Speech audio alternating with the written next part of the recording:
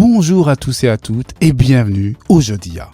C'est tout l'été, le Jodia, l'heure que vous voulez. On a déjà parlé ensemble des grands principes de conformité et des risques liés aux IA génératives. Et aujourd'hui, je vous propose de faire un focus brûlant sur le RIA. Oui, l'AI Act, le règlement européen sur l'intelligence artificielle. Pourquoi aujourd'hui ? Parce que la fameuse date couperet du 2 août est tombée. L'article 50 de ce règlement, qui porte sur la transparence, est désormais officiellement et pleinement applicable.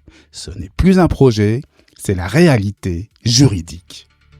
Et je sais que certains d'entre vous se disent, en écoutant ce podcast, « Bof, l'AI Act, c'est un truc de juriste pour réguler les grands de la technologie, Google, OpenAI et d'autres. Moi, je suis juste freelance, je bosse dans une PME, ça ne me concerne pas. » Eh bien, c'est une grosse erreur. Est-ce que vous utilisez ChatGPT pour rédiger des posts sur LinkedIn ? Est-ce que votre agence génère des images avec Midjourney pour ses clients ?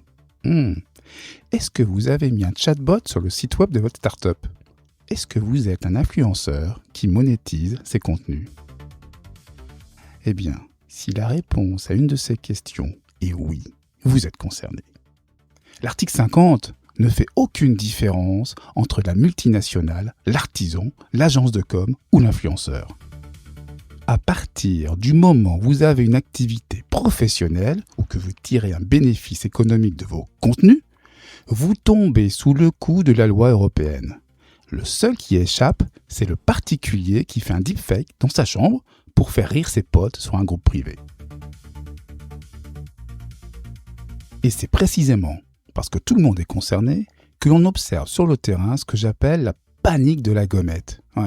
DSI, les directions juridiques, comme les indépendants, sont en sueur. Tout le monde est sur le pont. Tout le monde essaye de coller des labels avec la mention « généré par IA ». Absolument partout. Sur les textes, sur les images, sur les vidéos. Sauf que c'est une immense erreur de lecture. On peut tout étiqueter en façade et être impeccable et être incapable de prouver quoi que ce soit en cas de contrôle. L'AI Act ne veut pas qu'on tapisse Internet d'autocollants. Non, il veut qu'on assume. Reprenons l'article 50. Quel est son but absolu ? On l'entend partout en ce moment. C'est de permettre au public de différencier le vrai du faux. L'obligation vise avant tout les contenus susceptibles d'induire les gens en erreur. Si un client parle à une machine et croit parler à un humain, c'est une tromperie. S'il regarde une vidéo truquée, un deepfake, et le prend pour la réalité, c'est un danger. C'est pour ça que la loi impose d'informer le public. Et si vous l'ignorez, la sanction n'est pas une tape sur les doigts. Non, c'est une amende pouvant atteindre 15 millions d'euros ou 3% de votre chiffre d'affaires mondial. Ça fait cher le post-it oublié quand même, non ? Mais attention au piège fondamental de croire que l'étiquette vous protège. Oui, ce post-it, cette gommette, avec l'indication, l'information générée par une IA. Non. Eh bien, la transparence visible, ce n'est pas de la responsabilité. Et non, le législateur européen a séparé les choses en 2 étages. Le premier étage, c'est la provenance technique, côté fournisseur. Les créateurs d'outils doivent intégrer des marquages détectables par la machine, comme des filigranes numériques, invisibles, un watermark ou des métadonnées. Le deuxième étage, c'est l'information du public. Côté déployeur, c'est-à-dire vous devez avertir les gens avec un bandeau ou une mention. C'est une obligation légale. Oui. Mais cette étiquette est une condition nécessaire, mais pas suffisante. Prenons un exemple concret. Vous appelez le service client de votre opérateur téléphonique ou de votre assurance. Au bout du fil, une voix ultra fluide vous répond. Pour cocher la case de l'article 50, l'entreprise a mis un message d'accueil. Bonjour, pour améliorer notre service, je suis votre assistant virtuel généré par IA. Très bien. L'utilisateur est informé. Le risque de tromperie initiale est écarté. Mais plongeons dans la réalité opérationnelle. Imaginez que cet assistant vocal déraille au bout de 5 minutes. Il hallucine. Il vous résilie votre contrat sans raison ou vous promet un remboursement de 5 000 € auquel vous n'avez pas le droit. Dommage.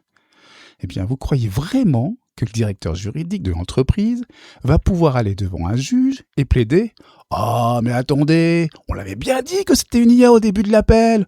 On a mis l'étiquette. On décline toute responsabilité. » Eh bien, bien sûr que non. C'est absurde. Le régulateur ne va pas regarder l'étiquette. Il va auditer le processus interne. Qui a paramétré les filtres de sécurité de cette IA? Qui a testé ses limites avant la mise en production? Et surtout, qui a pris la décision technique de lui donner un accès en écriture à la base de données clients pour agir en temps réel? Bien, si vous n'avez aucune documentation, votre étiquette ne vous protège de rien. Et c'est exactement la même mécanique avec la génération de contenu marketing ou de communication. Un autre exemple. Vous clonez la voix de votre PDG pour produire un spot radio urgent. Techniquement, l'outil intègre un marqueur audio invisible. Et à la fin du spot, on ajoute le disclaimer « voix générée par synthèse ». Ok. Mais si cette voix annonce un faux chiffre financier qui fait dévisser votre action en bourse, eh bien la conformité ne sera pas dans le disclaimer à la fin du spot. Et non. La conformité, ce sera de pouvoir sortir un dossier qui prouve le cheminement. Voici le script textuel initial, voici la transformation opérée par l'IA, voici la validation par le service com, et voici le bon à tirer signé par le directeur de publication. Et c'est là qu'on touche au génie du texte européen. Tout le monde vous répète que l'objectif de la loi, c'est de toujours savoir si un contenu a été créé par une IA. Et pourtant, il y a un paradoxe fascinant dans l'article 50. Si vous générez un texte avec une IA, savez-vous à quel moment vous n'êtes pas obligé de l'étiqueter? Eh bien, tout simplement quand un humain l'a relu sur le fond, l'a validé et en assume la responsabilité éditoriale. Mais attention, on ne parle pas d'appuyer sur le bouton générer, de lire en diagonale et de signer en bas de la page. Non, ça ne marche pas comme ça. La loi demande une vraie implication. Prenons un exemple. Imaginez un journaliste ou un expert qui fait une veille documentaire sur 10 articles différents. Il demande à une IA de lui faire un brouillon de synthèse. Ensuite, il reprend ce brouillon, il corrige des termes, il fait des recherches, il rajoute son analyse personnelle, il vérifie les faits.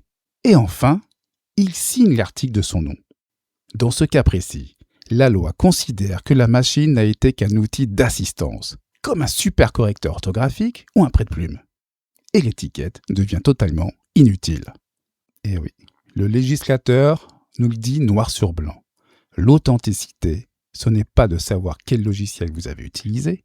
L'authenticité, c'est de savoir qui garantit l'information. C'est la preuve absolue que la loi cherche un responsable et pas un logo. Alors, concrètement, que fait-on au quotidien pour être dans les clous? Eh bien, on arrête de regarder l'écran et on regarde le moteur. Tout simplement. Face à n'importe quel contenu généré ou système interactif, 5 questions fondamentales. La première, que représente réellement ce contenu? Est-ce de l'information, de l'illustration, du conseil? Puis, ce contenu peut-il être pris pour vrai par une personne non avertie ou vulnérable? Ensuite, quelle est la transformation exacte que l'IA a réalisée par rapport à la donnée de départ? Et bien sûr, qui a contrôlé ce résultat? Quel est le nom ou la fonction de l'humain qui a vérifié? Et enfin, qui assume la publication d'un point de vue légal ou éditorial? Si vous savez répondre à ces 5 questions, vous n'avez pas juste collé une étiquette, vous avez structuré une véritable gouvernance. En résumé, pour la IACT, le RIA, ne confondez pas la vitrine et l'arrière-boutique. La conformité, ce n'est pas d'afficher des étiquettes partout pour vous donner bonne conscience ou pour rassurer le public en surface. La vraie conformité est totalement invisible pour l'utilisateur final. Elle réside dans vos procédures, dans votre documentation interne et dans le fameux test de processus. N'oubliez jamais cette règle d'or. L'intelligence artificielle propose, l'intelligence artificielle génère, l'intelligence artificielle transforme. Mais à la fin de la journée, c'est toujours l'humain qui signe et qui assume.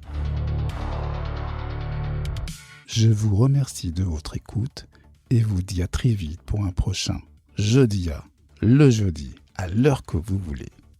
Restez curieux et à très vite.